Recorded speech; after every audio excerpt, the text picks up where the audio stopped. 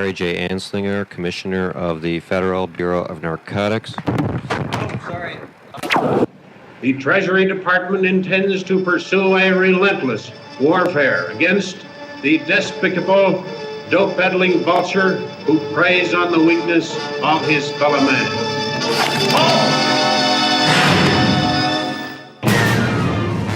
America's first drug czar was Harry J. Anslinger. A law and order evangelist, Anslinger would shape America's attitude toward marijuana for generations to come.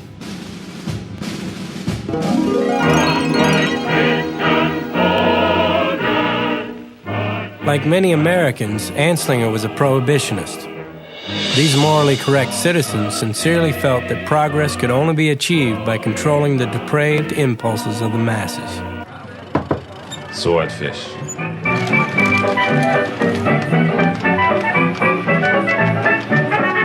He believed that if the laws were tough enough, America could be rid of alcohol.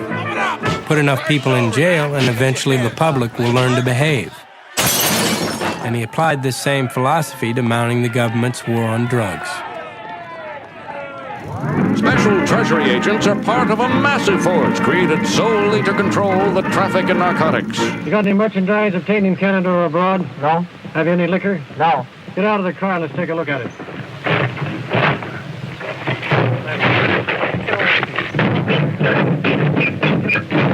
Come on.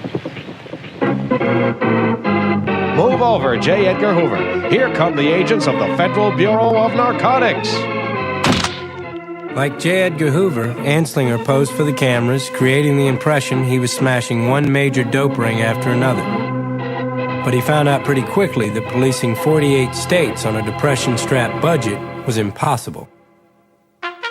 His solution was to try to convince the states to police local drug traffic themselves. Campaigning tirelessly, he lobbied each state to sign a joint agreement to commit state resources to fighting drugs. But only 9 states signed on. The other 39 viewed it as federal interference in their affairs. It was a major defeat for the young drug commissioner, but he wasn't the type to give up.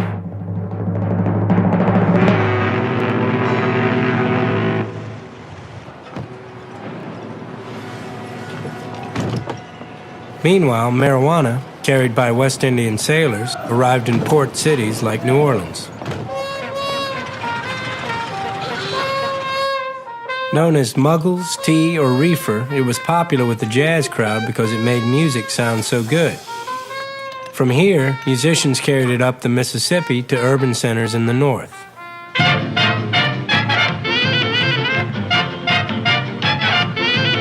you ever met that funny reefer man? Have you ever met that funny reefer man?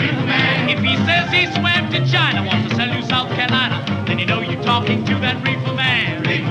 Have you ever met that funny reefer man? Oh, that funny, funny, funny reefer man.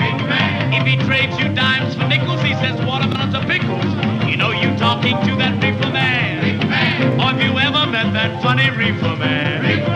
Oh, that funny, funny, funny reefer man. He smokes a reefer, he gets high, then he flies to the sky. That funny, funny, funny reefer man.